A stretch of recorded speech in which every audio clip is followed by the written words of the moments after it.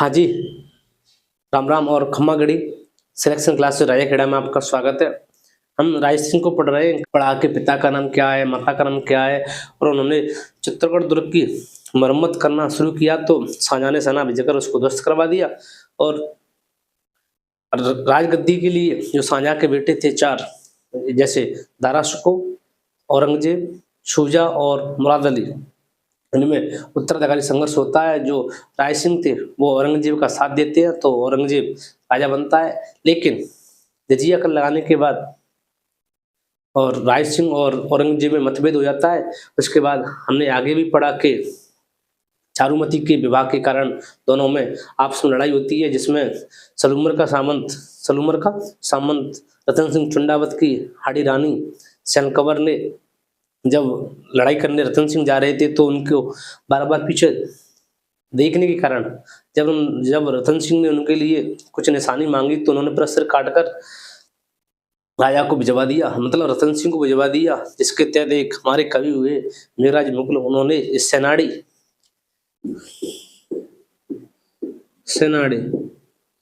सेनाड़ी कविता लिखी हुई है। सेनाड़ी कविता लिखी हुई है। और अब इससे आगे हम एक दुआ बताऊं कि चुंडाव तो मांगे सेनाड़ी सिर काट दियो छत्राणी। उसके बाद अब हम बताएं कि मंदिर मंदिर तोड़ अभियान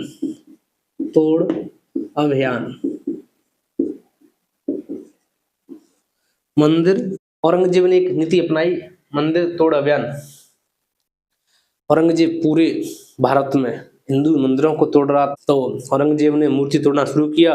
उसने पूरे हिंदुस्तान में मूर्ति तोड़ना शुरू किया। कभी बंगाल, कभी महाराष्ट्र, कभी राजस्थान में उसकी नजर पड़ती है। उससे पहले वो मथुरा की तरफ देखता है। मथुरा मथुरा पड़ता है आपका यूपी यूपी यूपी में पड़ता है। तो वहां एक मूर्ति थी श्रीनाथ जी की, श्रीनाथ जी की। श्रीनाथ जी मतलब कृष्ण भगवान की कृष्ण भगवान की। तो जब वहां के मुख्य दो पुजारी थे जिनका नाम था गोविंद, एक का नाम था गोविंद दास और दूसरे का नाम था दामोदर दास। इनको पता चलती है कि जो औरंगजेब है वो श्रीनाथ जी की मूर्ति को तोड़ने मथुरा आ रहा है। तो सबसे पहले उन्होंने सोचा कि इस मूर्ति को कहाँ लेके जाएं। तो उनके मन में विचार आया कि अपने पास में पड़ता है राजपूताना, जिसे आजकल हम राजस्थान कहते हैं। सबसे पहले वो जोधपुर गए, मतलब मारवाड़ यानी जोधपुर। उस समय वहां का राजा था जसवंत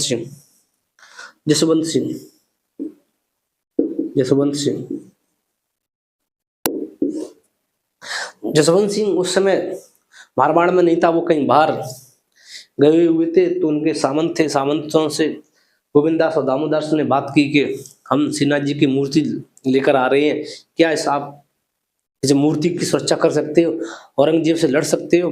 तो जो सावंत थे राजा के, उन्होंने मना कर दिया कि हम औरंगजेब से तो नहीं लड़ सकते, उनसे हमारी वैसी भी लड़ाइयाँ चल रही हैं अजीत सिंह के लिए। उसके बाद जो जसवंत सिंह के सावंत थे उन्होंने एक दामोदर दास और गोविंद दास को सलाह दी कि आप मेवाड़ के राजा राय सिंह के पास जाएं। किसके पास जाएं? राय सिंह के पास। तो गोविंद दास और दामोदर दास मेवाड़ जाते हैं और राय सिंह से मुलाकात करते हैं और राय सिंह से बोलते हैं कि हमारी श्रीनाथ जी की मूर्ति है, क्या आप उसकी सुरक्षा कर सकते हो, औरंगजेब से लड़ सकते हो क्या। तो राय सिंह ने कहा कि मेरे पास 1 लाख सैनिक है, जब तक 1 लाख सैनिकों का सिर नहीं कट जाएगा, जब तक औरंगजेब श्रीनाथ जी की मूर्ति को टच भी नहीं कर सकता, छू भी नहीं सकता। तोड़ने की तो बात अलग होती है। अगर मेरे 1 लाख सैनिक का कत्लेआम होगा, वो कम से कम 2-3 लाख जो औरंगजेब की सेना होगी उसको मार गिराएंगे। और कोई ऐसा कोई शासक नहीं होगा जो एक मूर्ति के लिए अपने 1-1.5 लाख 2 लाख सैनिकों को मरवा सके। तो जो दामोदर दास और गोविंद दास थे वो मथुरा गए, मथुरा से श्रीनाथ जी की मूर्ति लेके आए। और उस समय नाथद्वारा में सिहाड़ यानी एक तो जिसको हम सिहाड़ या नाथद्वारा, नाथद्वारा में श्रीनाथ जी की मूर्ति की स्थापना की। श्रीनाथ जी का मंदिर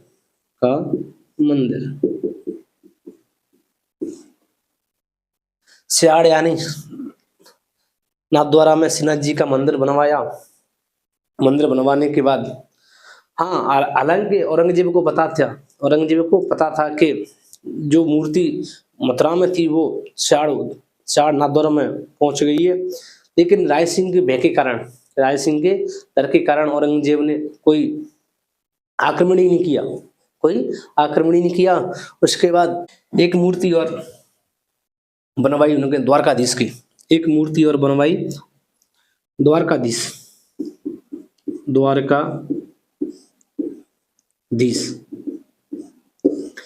द्वारकाधीश की मूर्ति बनी हुई है कांकरौली रायसमंद, कांकरौली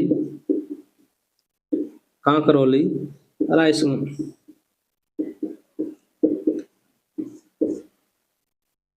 कांकरौली रायसमंद। उससे आगे आपको बताऊं कि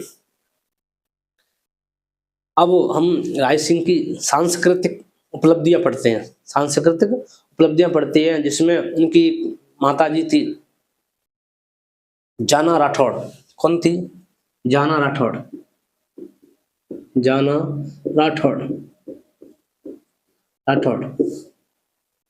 तो जो जाना राठौड़ थी, उन्होंने अपने लिए एक तालाब बनवाया, जाना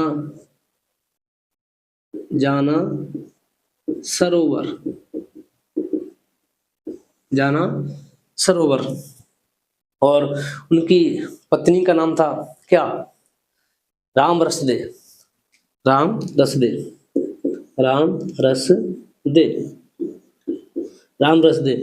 तो राम रसदे भी ने सोचा कि मैं भी कुछ बनवाऊं।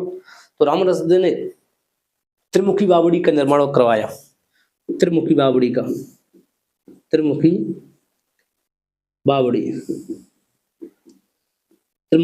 निर्माण।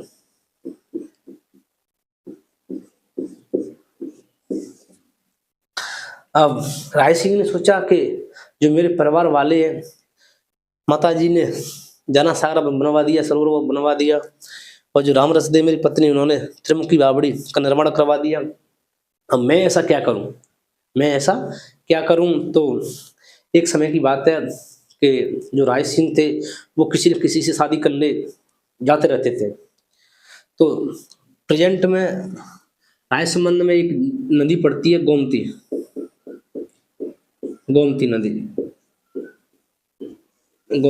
नदी। ऐसा कहा जाता है कि राय सिंह जब किसी से शादी करने जा रहे थे तो गोमती नदी उस समय बहुत उफान पे थी। तो राय सिंह पानी के उफान के कारण 3 दिन तक नदी के इस पार ही रहे। 3 दिन तक नदी के इस पार ही रहे। तो राय सिंह बहुत ही गुस्सा होने के बाद उन्होंने कहा कि मैं नदी तेरे को एक दिन बांध दूंगा, मतलब किसी ऐसे सरोवर का निर्माण करवाऊंगा या झील का निर्माण करवाऊंगा जो तेरे को बांध सके। तो 1662 से लेकर 1676 तक अकाल पड़ता है। 1662 से लेकर 1676 तक अकाल पड़ता है। तो राय सिंह के मन में विचार आया कि जो भी मेरी प्रजा है वो ऐसे तो भूख मर जाएगी। तो उसने सबसे पहले क्या किया कि एक झील का निर्माण करना शुरू किया। हाँ जी, अब इससे आगे बताऊं कि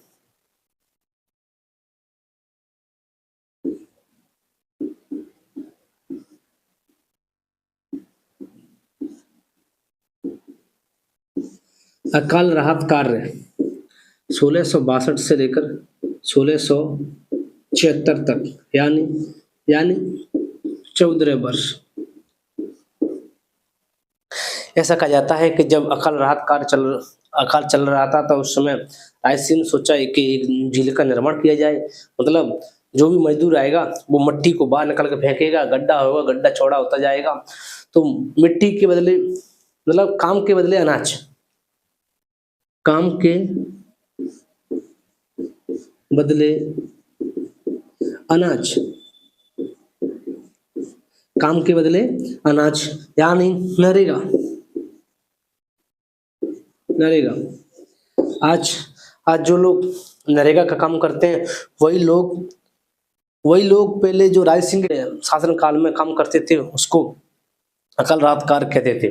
अकाल राहत कार्य में एक झील का निर्माण किया, राजसमंद झील। राजसमंद झील,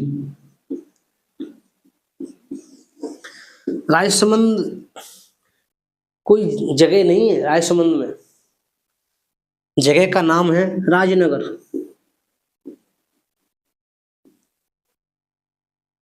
आप लोग जब कभी आपका समय आए तो राजसमंद घूमने जाना, तो राजसमंद स्टेशन पर उतरने के बाद अगर आप पूछोगे कि राजसमंद स्टेशन कहाँ है, कि रेलवे स्टेशन राजसमंद कहाँ है, तो आपको कोई नहीं बताएगा कि राजसमंद क्या है। राजसमंद सिर्फ एक झील का नाम है, सिर्फ एक झील का नाम है। अगर आपको वहां जाके पूछना है कि राजनगर स्टेशन कहाँ है, तो आपको बताएंगे कि राजनगर स्टेशन वो है। राजसमंद कोई सिर्फ एक जिले का नाम है राजसमंद, और वहां पर कोई जगह नहीं है। राजसमंद एक झील का नाम है, ठीक है ना। जो राजसमंद झील है उसकी नींव रखी थी, नींव रखी थी घेवरबाई, घेवरबाई ने नींव रखी थी, घेवरबाई ने। ऐसा कहा जाता है कि जब घेवरबाई के पति का देहांत हो गया तो घेवरबाई ने राजसमंद झील के किनारे ही सती हुई थी, सती हुई। जो घेवरबाई थी पति खत्म होने के बाद राजसमंद झील के किनारे सती हुई थी, और राजसमंद झील पर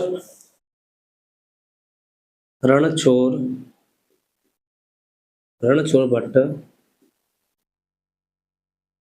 तेलंग उनकी एक उन्होंने लिखी थी राज प्रशस्ति। रणछोड़ भट्ट तेलंग ने राज प्रशस्ति लिखी, रणछोड़ भट्ट तेलंग ने राज प्रशस्ति लिखी। राज प्रशस्ति ऐसा कहा जाता है कि एशिया की सबसे बड़ी प्रशस्ति मानी जाती है। उस पर 25 काले संगमरमर के पत्थर लगे हुए, जिन पर 1106 श्लोक है।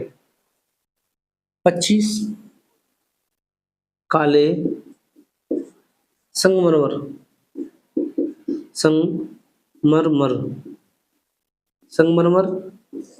और श्लोक लिखे हुए 1106 और भाषा लिखी है संस्कृत,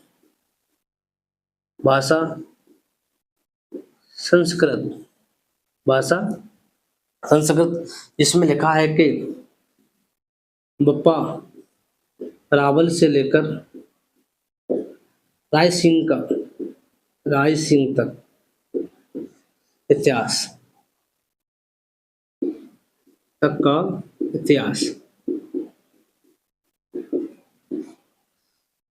पप्पा रावल से लेकर राय सिंह तक का इतिहास लिखा है राज प्रशस्ति में। राज प्रशस्ति के बाद अगर हम आपको बताएं कि 1664 में देसूरी की नाल पड़ती है पाली में, उसमें 1664 में देसूरी की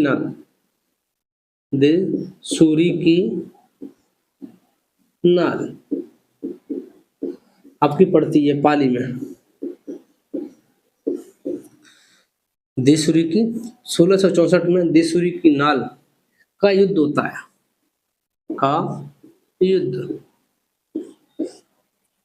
इस युद्ध में ऐसा कहा जाता है कि जो औरंगजेब की सेना थी उसको बहुत भयंकर तरीके से पराजित किया। क्या किया? पराजित, बहुत भयंकर से पराजित किया। पराजित होने के बाद ऐसा कहा जाता है कि औरंगजेब ने अपनी पगड़ी उतार दी। औरंगजेब ने अपनी पगड़ी उतार दी। पगड़ी उतार दी। औरंगजेब ने अपनी पगड़ी उतार दी। फिर ऐसा कहा जाता है कि 1678-79 में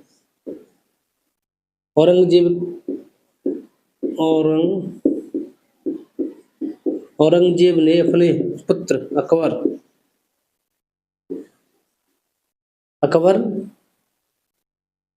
अकबर को औरंगजेब ने अपने पुत्र अकबर को राय सिंह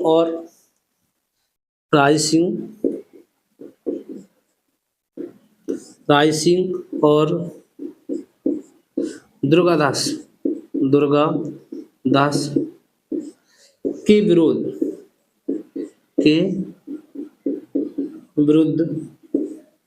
अभियान भेजा।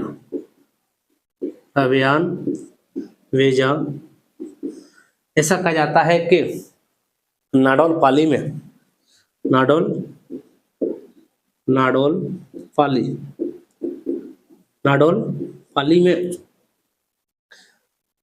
जो अकबर था वो राय सिंह और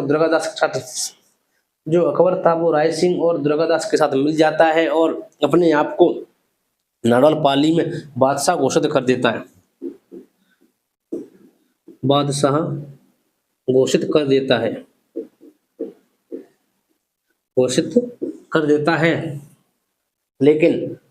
लेकिन 1680 में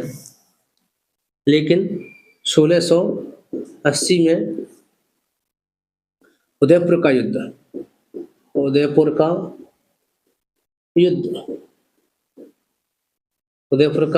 युद्ध होता है जिसमें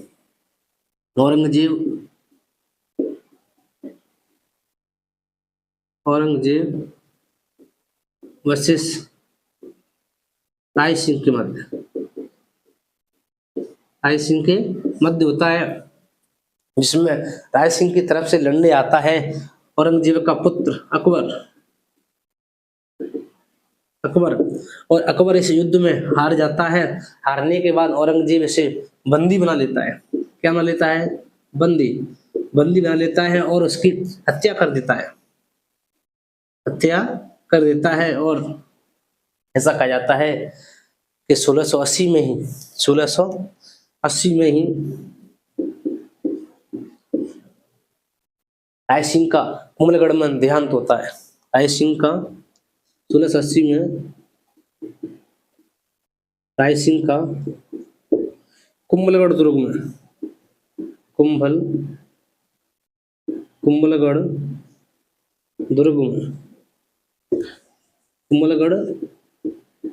दुर्ग में देहांत होता